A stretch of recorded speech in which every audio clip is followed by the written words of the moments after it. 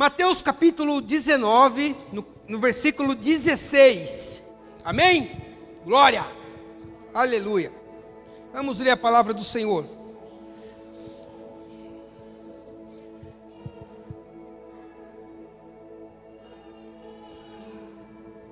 Esse é o obreiro. Ó, que belezinha. É o crone do Wagner, isso aí. Fica imitando o Wagner no culto. Diz assim a palavra do Senhor: E eis que, aproximando-se dele um jovem, disse-lhe: Bom mestre, que farei, que bem farei, para conseguir a vida eterna? E ele disse-lhe: Por que me chamas de bom? Não há bom, senão um só, que é Deus. Se queres, porém, entrar na vida, guarda os mandamentos.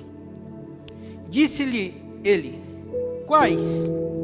E Jesus disse: Não matarás, não cometerás adultério, não furtarás, não dirás falso testemunho, honra o teu pai e a tua mãe, e amarás o teu próximo como a ti mesmo. Disse-lhe o jovem: Tudo isso tenho guardado desde a minha mocidade. Que me falta ainda? E disse-lhe Jesus: Se queres ser perfeito, vai, vende tudo o que tens e dá aos pobres, e terás um tesouro no céu. E vem e segue-me. E o jovem, ouvindo esta palavra, retirou-se triste, porque possuía muitas propriedades. Disse então Jesus aos seus discípulos: Em verdade vos digo que é difícil entrar um rico no reino dos céus. E outra vez vos digo que é mais fácil passar um camelo pelo fundo de uma agulha do que entrar um rico no reino, de Deus. E os seus discípulos, ouvindo isso, admiraram-se muito, dizendo: Quem poderá, pois, salvar-se? E Jesus, olhando para eles, disse-lhes: Aos homens é isso impossível, mas a Deus tudo é possível. Então Pedro, tomando a palavra, disse-lhe: Eis que nós deixamos tudo e te seguimos, que receberemos? E Jesus disse-lhe: Em verdade vos digo que vós, que me seguistes, quando na regeneração o Filho do Homem se assentar no trono da sua glória, também vos assentarei sobre 12 tronos, para julgar as 12 tribos de Israel. E todo aquele que tiver deixado casa, ou irmãos, ou irmãs, ou pai, ou mãe, ou mulher, ou filhos, ou terras, por amor de meu nome, receberá 100 vezes tanto e herdará a vida eterna. Porém, muitos primeiros serão derradeiros, e muitos derradeiros serão primeiros. Amém. Feche os teus olhos, amém? Curve sua cabeça. Pai, que teu Espírito Santo venha falar conosco nesta noite. Que teu Espírito Santo venha me dar direção e venha testificar no coração da tua igreja, a tua voz, aquilo que tu queres falar, ó Pai. É o pedido que eu faço a ti neste momento, em nome do Senhor Jesus. Amém. Glória a Deus. Amém, irmãos. Aleluias. Eu lendo essa palavra, né? Até me lembrei de um louvor que nós cantamos ainda aqui. Aquele louvor: quem é salvo e tem certeza, diz amém. E aí nós, amém. E aí eu fiquei pensando sobre esta pergunta: quantos aqui queriam ter certeza convicta, absoluta da sua salvação? Porque nós cremos que nós somos salvos em Cristo Jesus, porque nós o aceitamos, nós estamos cumprindo os princípios da palavra, estamos seguindo tudo aquilo que Ele nos pede. Mas às vezes Satanás coloca uma veinha em nós de dúvida a respeito da nossa salvação. E não quero dizer você que não, que às vezes não bate aquela dúvida, porque nós somos pecadores, porque nós pecamos a todo tempo. E aí a gente fica nos questionando a nós mesmos, dizendo: poxa, será que se Jesus voltasse agora eu subiria? E aí nós nos perguntamos, né, sobre essa questão. E aí eu pergunto para você neste momento, se você gostaria de ter a convicção, a certeza mesmo, né? Imaginou a alegria de você saber que de uma forma absoluta que você vai ser salvo, que você vai estar com Cristo. Nós cremos por intermédio da fé que nós seremos, mas Satanás sempre trabalha na nossa mente, sempre colocando dúvida no nosso coração. Quando eu olho para esta palavra, eu vejo a vida desse jovem também, né? Eu vejo que ele também quis ter essa verdade absoluta na vida dele, quis ter essa certeza, a ponto dele chegar até Jesus e perguntar para Jesus, para que ele queria assegurar ali, ter uma maneira que ele estava salvo, que ele poderia ter a vida eterna. Tanto que ele chega diante de Jesus e faz esse diálogo com Jesus, perguntando para Jesus essa questão da salvação. Quando nós estamos na igreja, eu faço um paralelo entre as nossas vidas, né, e as atitudes daquele jovem. Muitas vezes nós queremos que Jesus, por intermédio de um profeta, por intermédio de uma pessoa, nos avaliasse como nós estamos caminhando, como está indo a nossa fé ou a nossa vida com Deus, através da voz de Deus, por intermédio de um profeta. Muitas vezes nós cometemos esse, não vou dizer erro, mas esse ato de nós chegarmos, pedirmos uma oração, buscarmos uma direção, para que Deus nos dê um diagnóstico de como está a nossa vida, para que Ele nos avalie, né, de uma forma a que nós possamos termos convicção ou certeza daquilo que nós estamos fazendo, se é certo ou errado. Aleluia. Esse jovem, ele teve essa mesma perspectiva, mas não somente isso, de buscar de Jesus, esse entendimento, né, esse a saber se ele estava fazendo as coisas certas, mas a ponto de chegar diante dele e pedir para que Jesus desse a ele uma tarefa, para que ele cumprisse essa tarefa, para que ele pudesse assegurar a salvação da vida dele. Não seria fácil demais se você chegasse diante de Jesus e falasse: Senhor, me dá uma tarefa específica para eu cumprir, para que por intermédio do cumprimento dessa tarefa que eu vou fazer, eu possa ser salvo. Aleluias. Seria bom, não seria? Apenas se Deus te desse uma tarefa, para que você cumprisse essa tarefa, você pudesse alcançar a salvação. Era esse mesmo sentimento que o jovem estava tendo ali diante de Jesus. E aí Jesus, ele mostra para aquele jovem, Jesus explicou que a salvação não vem por obras, não há nada que ele poderia fazer, ou que ele teria feito, que ele pudesse alcançar e ter a certeza da salvação. Porque a salvação, irmãos, nós não conquistamos, a salvação se tem, e é difícil nós entendermos. A salvação não é nada que você possa fazer para que você conquiste a salvação. A salvação simplesmente é dada a você. O problema é que nós não entendemos esse conceito de graça, e às vezes isso traz em nossa mente uma dificuldade, e até mesmo as questões do que eu falei no começo, a incerteza, ou a certeza da salvação ou não. E aí ele chega diante de Jesus, ali no capítulo 16, e fala: bom mestre, o que farei para conseguir? Bom mestre. Ele chega com essa frase, bom, tanto que Jesus, de uma forma amorosa, Jesus retruca e fala: bom? Quem sabe, né, com um sentimento, aquele sentimento bom, você sabe com quem você está falando? Porque talvez aquele homem, de uma forma consciente ou de uma forma inconsciente, pudesse chegar diante de Jesus, né, sabendo que somente Deus era bom, atribuindo este título a Cristo, porque ele tinha visto as proezas que Jesus fazia, os milagres que Jesus operava. Talvez nós não vamos sabermos se de uma forma consciente ou inconsciente ele chegou diante de Jesus e chamou Jesus de bom. Tanto Jesus fala: bom, bom é só Deus, bom é só o Pai. O que Jesus estava nos dando a entender com essa passagem ao responder dessa forma? Jesus estava mudando todo o foco das obras humanas em Deus, estava colocando, né, todo o ato de bondade atribuindo a Deus, porque o homem, irmãos, por mais que tente ser bom, não há bondade na humanidade. Os nossos corações, pode ser, a pessoa sempre vai ter ali um momento de raiva. Por quê? Porque nós somos seres humanos. É um erro você pensar que um pastor, ou seja, um apóstolo, um presbítero, seja o que for, vive o tempo todo nessa plenitude de unção e de graça. Não, irmãos. Tem os dias maus, é bíblico. Tem dias ruins.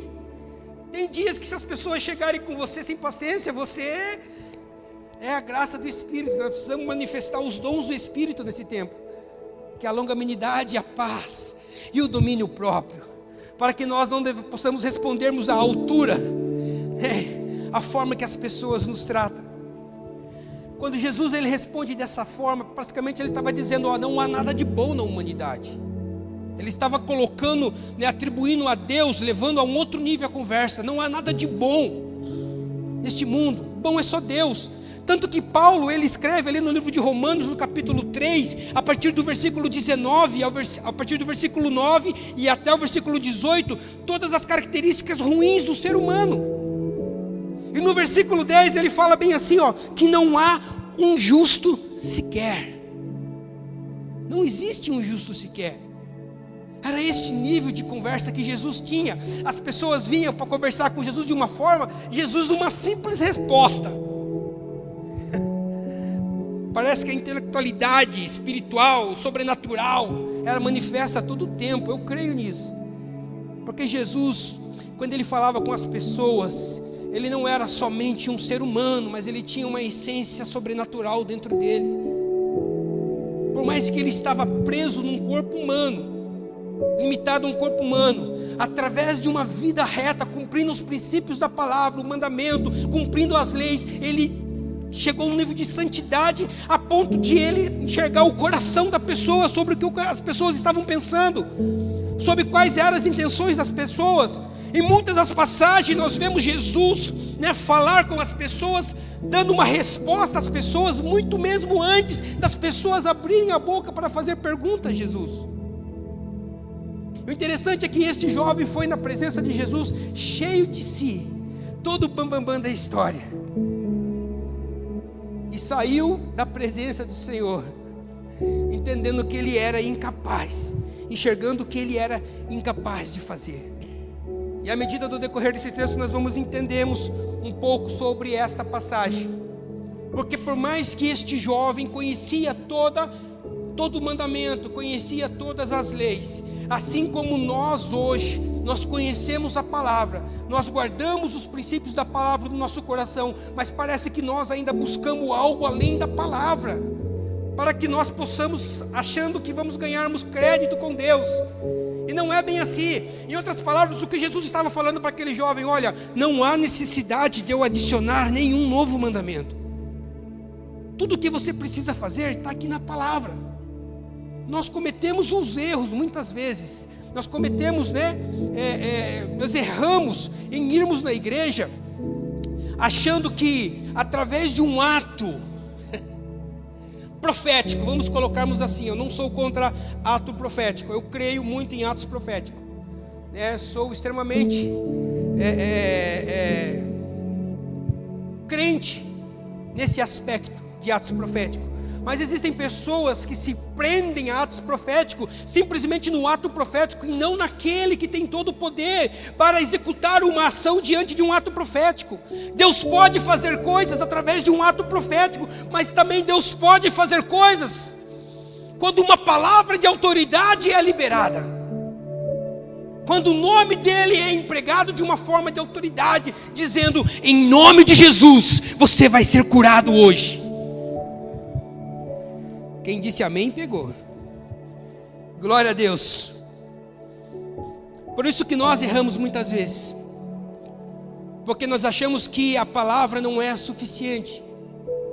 Nós precisamos, e isso é muito do ser humano, criar alguns subterfúgios, algumas coisas, além do que Deus já deixou para nós, para que através de atitudes e atos nós possamos recebermos. Se você tiver fé, você vai receber. Mas apenas a palavra é suficiente.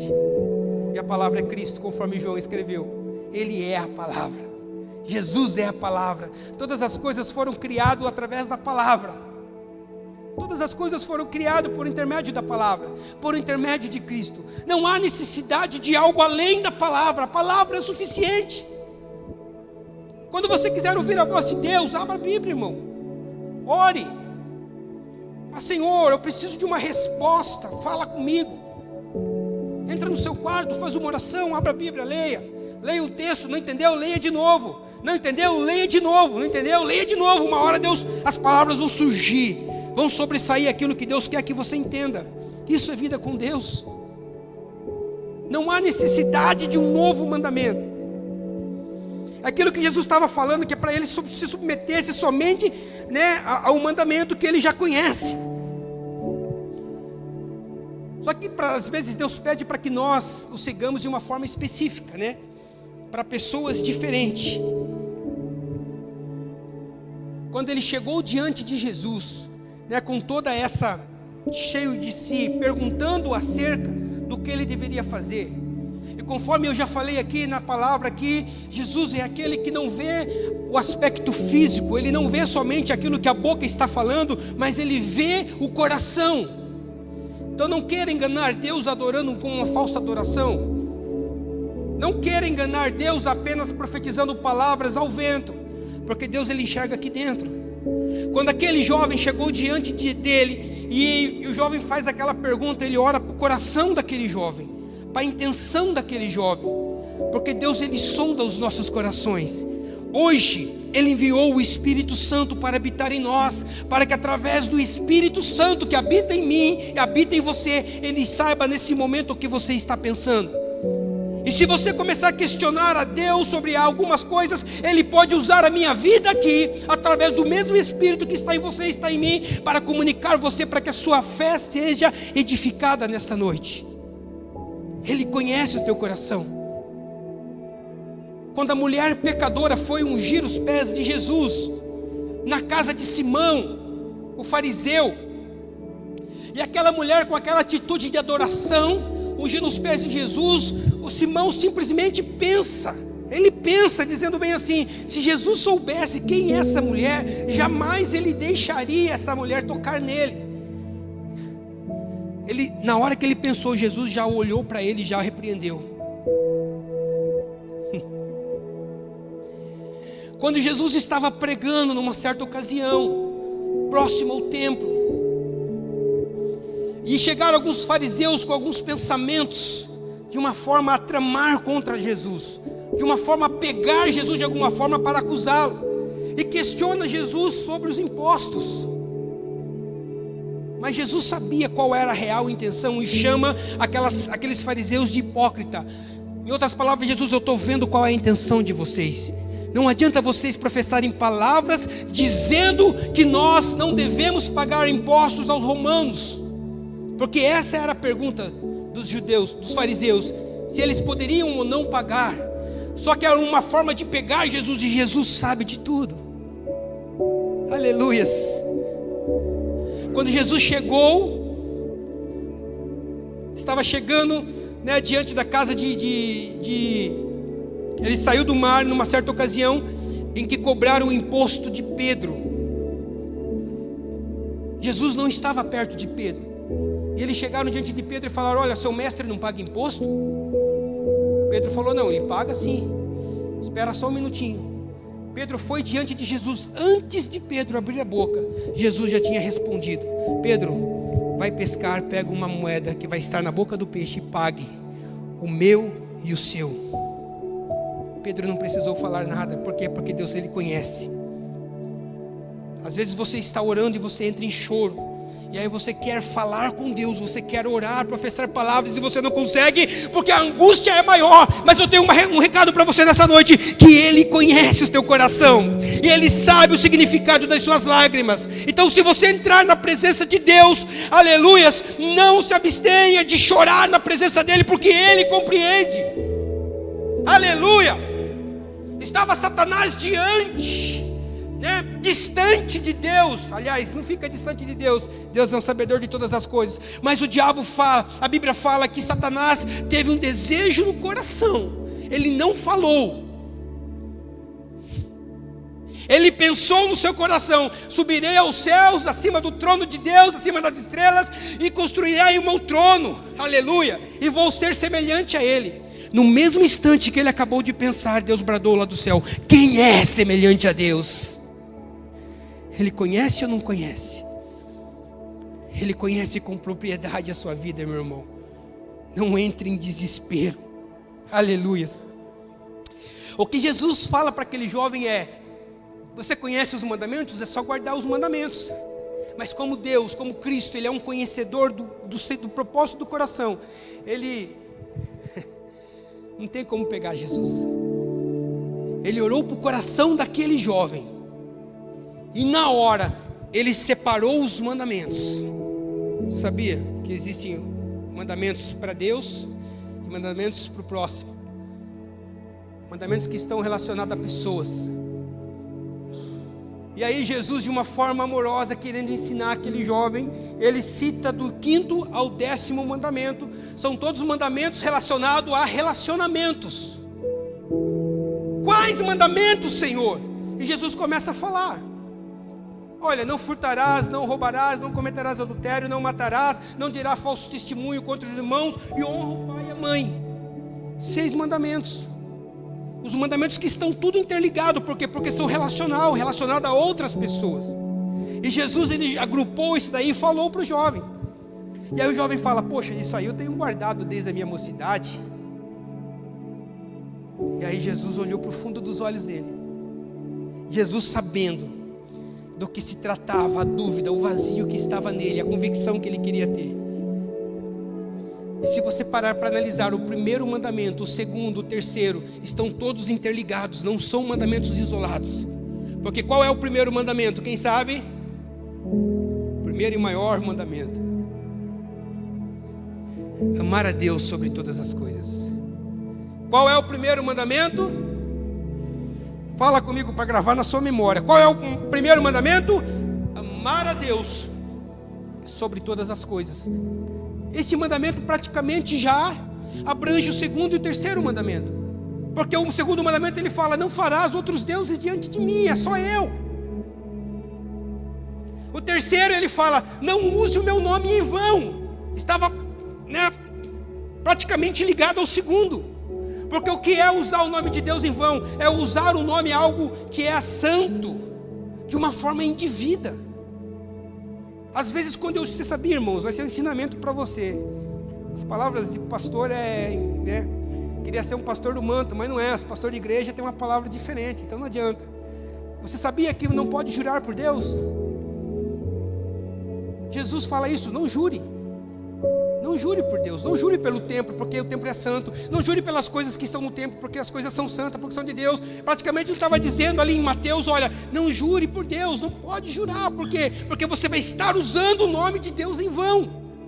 Porque nós somos falhos.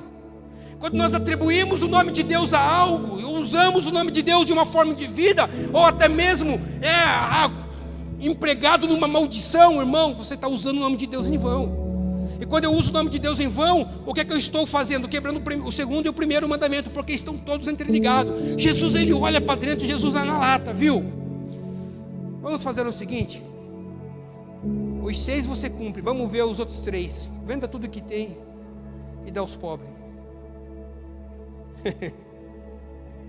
Glória a Deus, venda tudo que tem. Jesus, ele revela a fraqueza daquele homem. Jesus é na hora, foi na lata. Jesus, ele puxa o diálogo, prende, depois ele revela a fraqueza. E mostrou aquele homem que ele infligia o maior e o 1º mandamento de todos. Que qual é? Amar a Deus sobre todas as coisas. Por quê? Porque o amor dele estava no dinheiro. Ter dinheiro não é o problema. O problema é como você coloca o dinheiro na sua vida, em que lugar você coloca o dinheiro na sua vida. E o que aquele homem, o que aquele jovem estava precisando naquele instante, era um ponto de partida para uma mudança, para algo novo. Jesus estava proporcionando aquele ponto de partida. Assim como Jesus nesta noite te proporciona um ponto de partida novo, porque todos os dias, irmãos, você tem o poder de decisão nas tuas mãos. Todos os dias você tem o poder de decidir e tomar escolhas boas e escolhas ruins. E às vezes nós sabemos que as escolhas são ruins, mas mesmo assim nós optamos por elas. Você tem o poder hoje de decidir como será a tua vida a partir de hoje. Eu tenho o poder hoje de optar e decidir como vai ser a minha vida a partir de hoje, porque eu preciso também estar disposto à mudança todos os dias, porque senão nunca eu vou viver o novo de Deus para a minha vida. Eu preciso estar disposto a mudar a minha forma de falar, a minha forma de se comportar todos os dias. Aleluia! Por mais que eu esteja aqui na frente, por mais que o ministério esteja aqui na frente, todo dia é uma oportunidade, é um ponto de partida para viver o novo de Deus.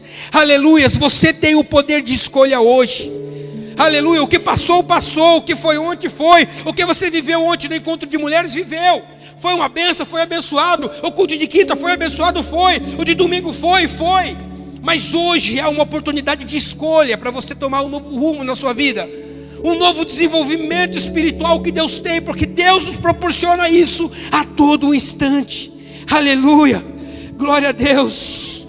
Aleluia! Quando Jesus pede para que o moço vendesse tudo que tem, não quer dizer que nós hoje, como cristãos, devemos também vender tudo que nós temos e viver de uma forma eloquente. Para Deus não é isso não, irmãos. Porque na Bíblia, eu vou falar especificamente no Novo Testamento, existiram muitas pessoas que tinham bens e não precisaram vender.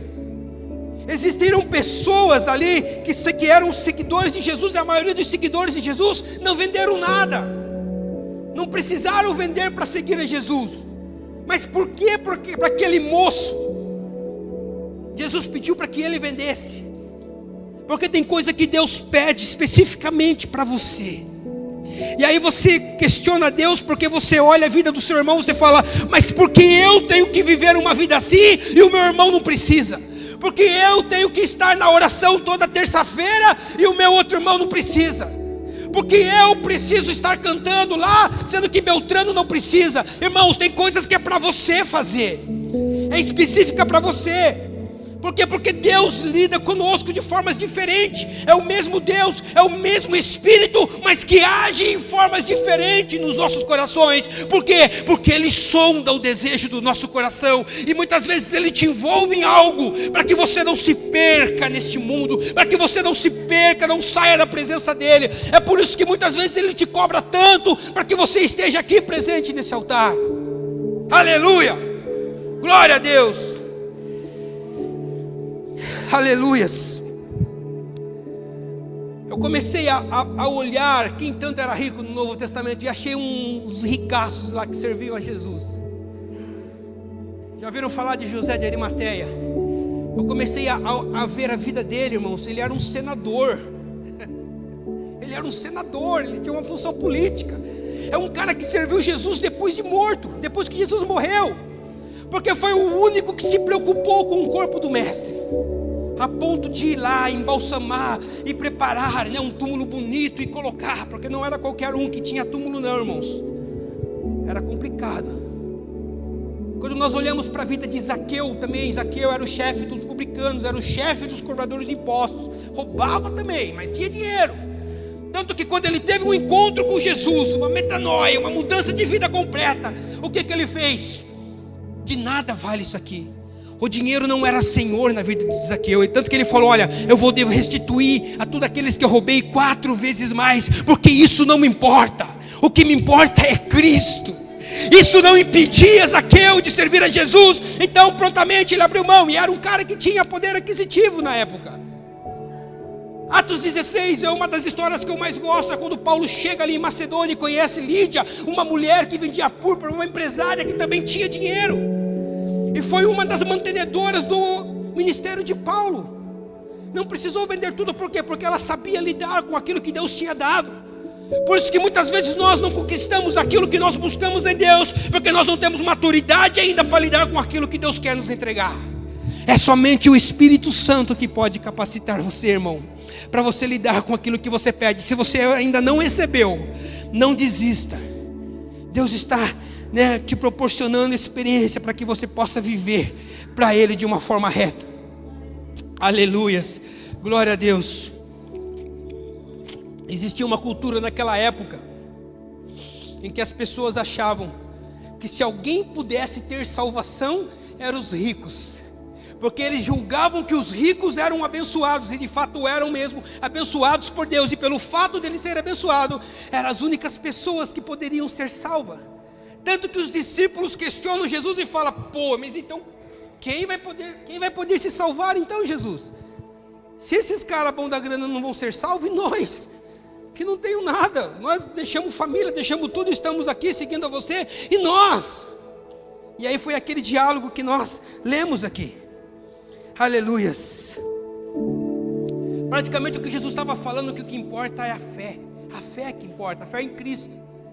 Não importa se é rico ou pobre, não importa se tem bens ou se não tem bens, o que importa é crer em Cristo Jesus. Aleluias. A palavra nos diz que todos aqueles que creem em Jesus, foi dado o direito de serem considerados filho de Deus. Filho, não é servo, não é empregado, é filho. Quem é pai, quem é mãe sabe qual é a forma que você trata o filho.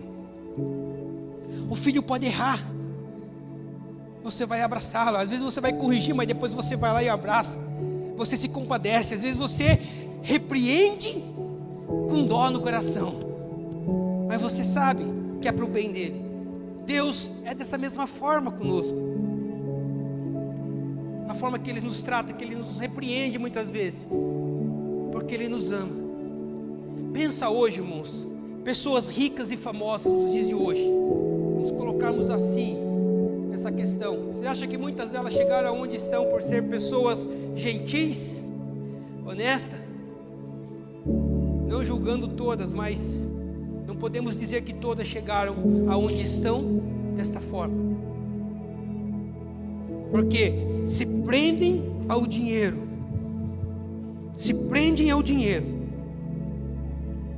e às vezes nós, servos de Deus, nós ficamos questionando a Deus da vida que nós levamos. Mas Jesus mesmo, Ele nos fala aqui no versículo 30, porém muitos primeiros serão derradeiros, e muitos derradeiros serão os primeiros, os últimos serão os primeiros, e os primeiros serão os últimos. De uma forma, aqui Ele trouxe um entendimento mais claro, para que nós não tenhamos preocupações. Irmãos, o ponto de partida é hoje. Talvez você fique se questionando: poxa, eu perdi muito tempo da minha vida não desenvolvendo o meu ministério, ou não fazendo nada para Jesus. O ponto de partida é hoje.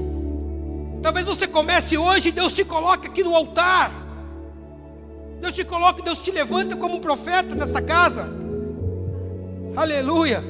Como uma verdadeira pessoa usada por Deus através da palavra. Nós olhamos aquela parábola das uvas, eu acho, que chegou o trabalhador de manhã, Wagner, foi lá, contratou uma galera, prometeu pagar 100 moedas. Foi no meio do dia, viu mais um outro pessoal parado, foi lá, 100 moedas também. Foi mais tarde, umas 2, 3 horas da tarde, chamou as pessoas para trabalhar, combinou 100 moedas.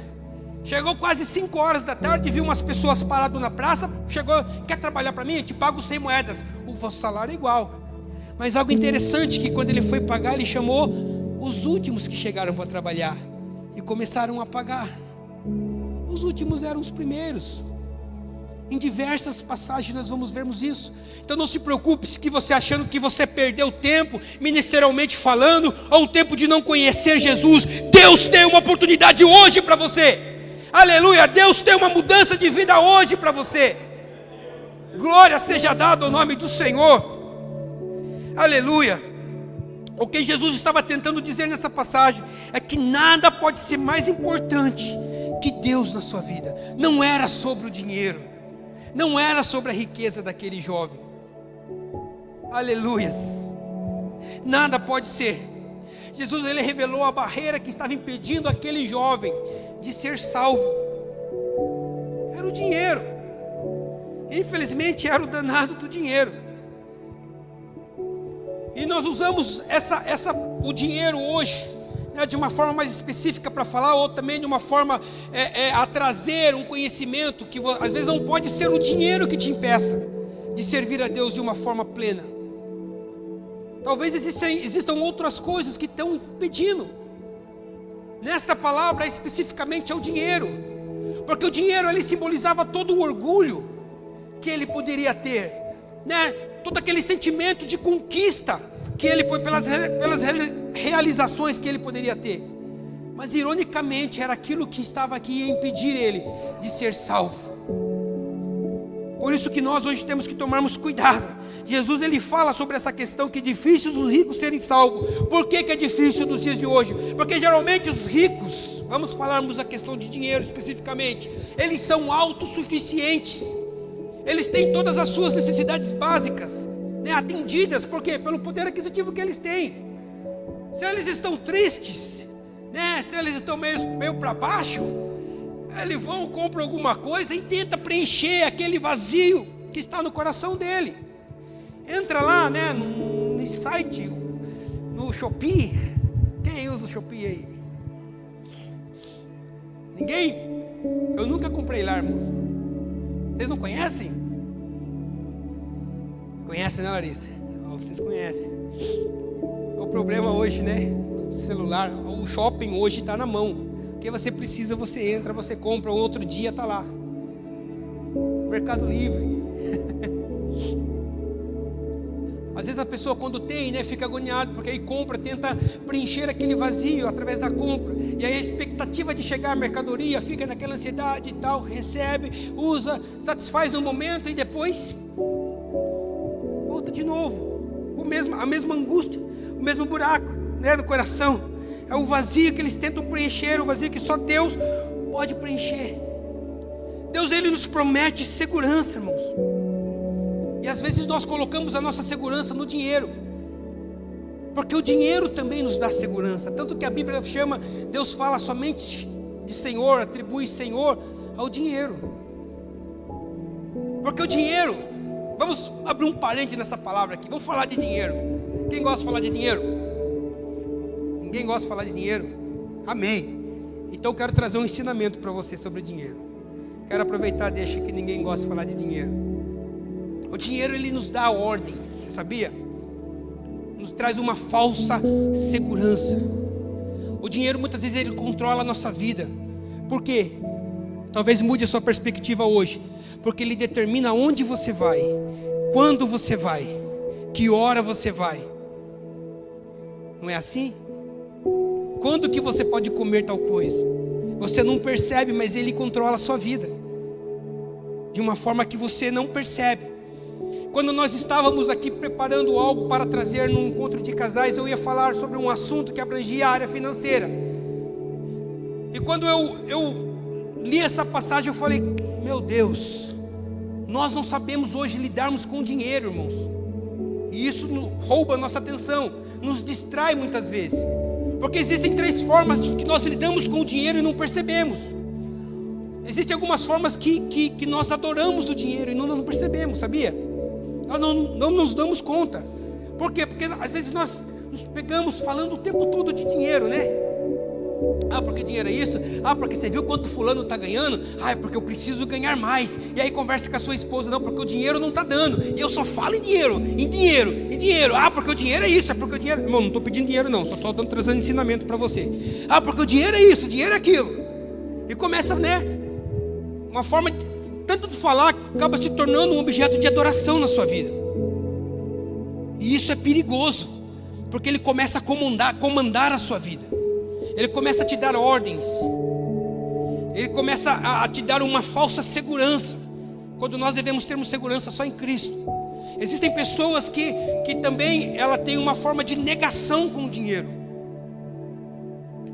Como assim negação? Não falam muito no dinheiro, né? Quando chega a fatura do cartão, não quer nem ver quanto foi, não quer nem ver quanto tem que pagar. Tem pessoas que não sabem nem quanto ganha. Por quê? Porque não gosta, vive uma negação com isso, não tem, né, um tempo de sentar, colocar ali na mesa as contas, as dívidas, colocar os ganhos. Tem pessoas que têm dificuldade. Eu percebi que eu era uma pessoa que eu tinha dificuldade de falar de dinheiro, né? Porque não sabe nem quanto deve, nem quanto ganha. Vive em negação, não fala sobre isso com a esposa, não fala sobre o orçamento com a família, não faz um planejamento, vive em negação. Então são formas que nós lidamos, que ele controla a nossa vida. Às vezes nós vivemos a miséria, por quê? Porque nós não saímos da negação nessa forma de tratamento. Nós precisamos encontrarmos equilíbrio. Existem pessoas também que usam o dinheiro de forma relacional. Como assim relacional? Tudo está relacionado ao dinheiro. Por quê? Porque talvez na infância ou vivenciou, ou viu, ou viveu algo que assim, que era feito sempre numa forma de barganha. Ah, porque o pai me dá R$2 se eu fizer isso. Então ela criou-se na mente dela uma forma de uso com o dinheiro de relacional. E ela coloca muitas vezes o dinheiro, né, na sua vida de uma forma a se relacionar com as pessoas. Se a pessoa tem um poder aquisitivo, eu sou amigo. Se não está num estado bom, né, financeiramente, eu deixo de ser amigo. Temos que tomarmos cuidado de não andarmos com pessoas avaliadas em questão de dinheiro. Famílias, casais, às vezes, pessoas que querem ter o controle sobre outras pessoas através do quê? Do dinheiro. Usam dinheiro de forma relacional, e isso é perigoso. Porque pode chegar um dia em que você não vai ter mais o dinheiro. E tem pessoas que se submetem também à escravidão, a viver de uma forma relacional com o dinheiro. Porque, se eu agradar o meu marido vai dar um dinheiro para mim essa semana. Se eu agradar minha esposa, ela vai dar uma parte do pagamento dela para mim. De forma relacional. Por quê? Porque está acostumado a viver dessa forma. Quer dar uma risada aí? Existem casos e casos, situações, quando o negócio é conversado, quando o negócio é equilíbrio, aí tudo bem, né? Mas existem momentos que um espera mais do outro, através do dinheiro, né? Maridos que muitas vezes seguram o dinheiro em relação às esposas, para que a esposa tenha que sempre vir a ele. Usa como uma forma de afeto através da vida dele. E todas as vezes a esposa tem que vir até ele. Por quê? Porque ele está com dinheiro. Ou vice-versa.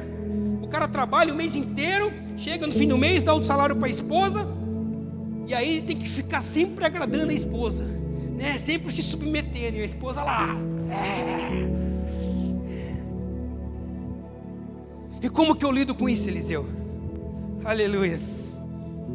Como é que eu lido com isso? Eu preciso falar sobre isso, encontrar o equilíbrio sobre isso. Eu preciso tirar o dinheiro desse lugar obscuro da minha vida, desse lugar de senhor da minha vida. Eu não posso deixar ele controlar a minha vida. Nós precisamos expormos, irmãos, os ídolos dos nossos corações. Às vezes é o dinheiro, e às vezes é outra coisa que está aqui no nosso coração. Expor a ele esse moço, trazer a luz. Por que trazer a luz? Porque quando eu trago a luz, irmãos, eles não aguentam a luz.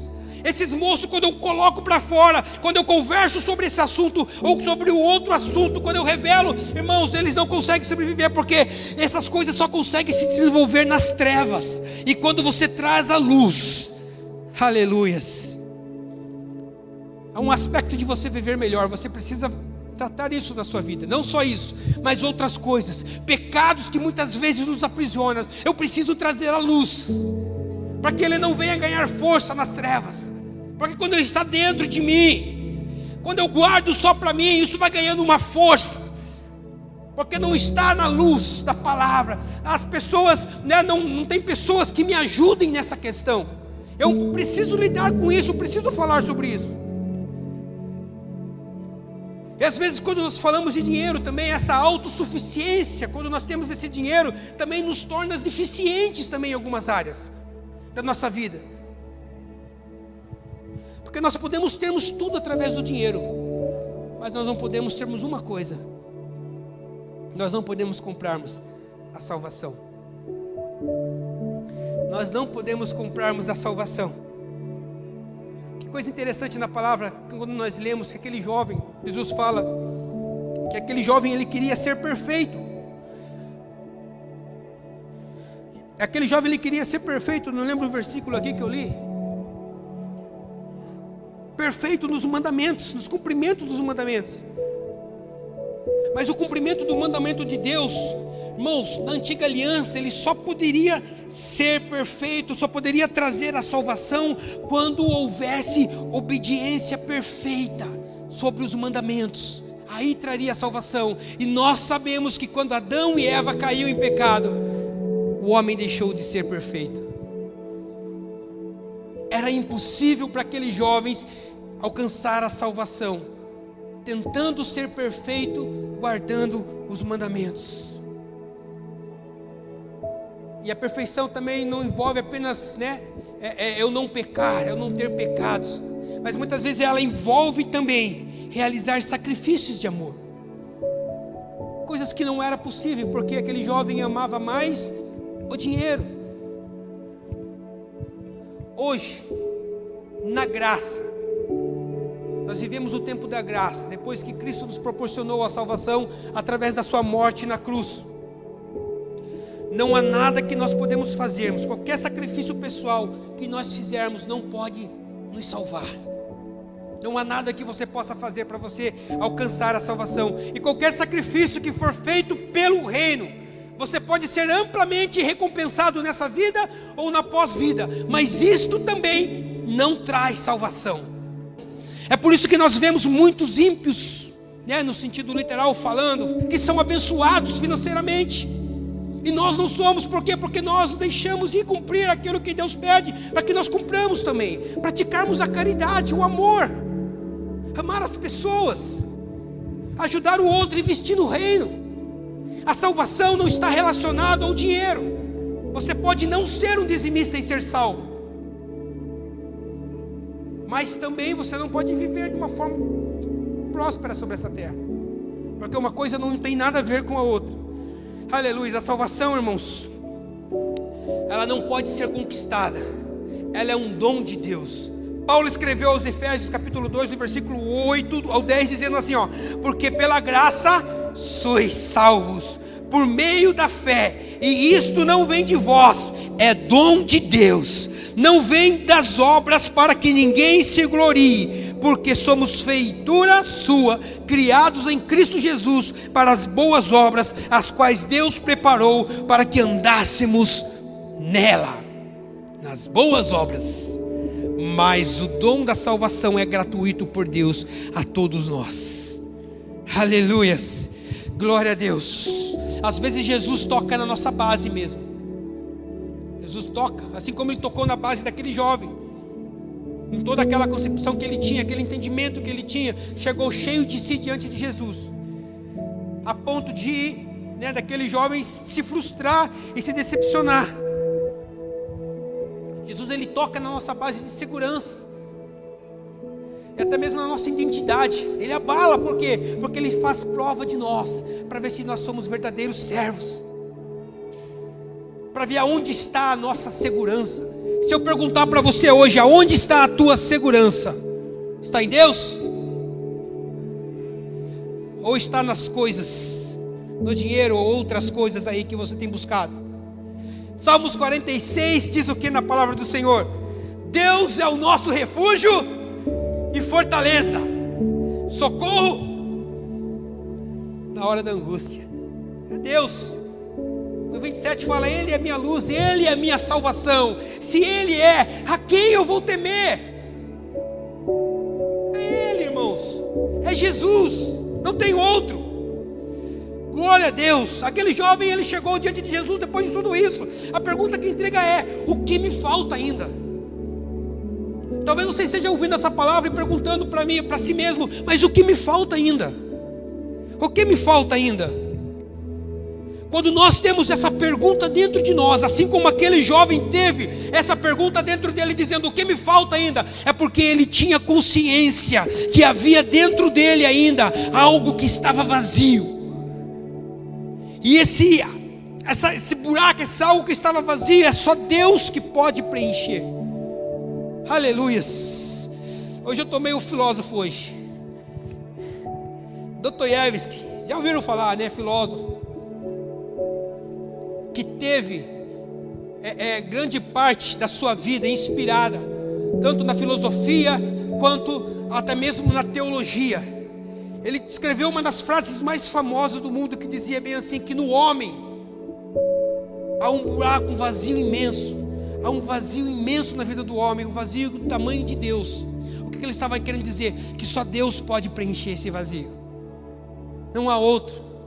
Existe outro pensador também que teve, né, a sua vida baseada na teologia, também na filosofia, era um romancista matemático que tinha todo esse conhecimento, Blaise Pascal, que ele citou praticamente a mesma coisa, que há no homem um buraco na forma de Deus.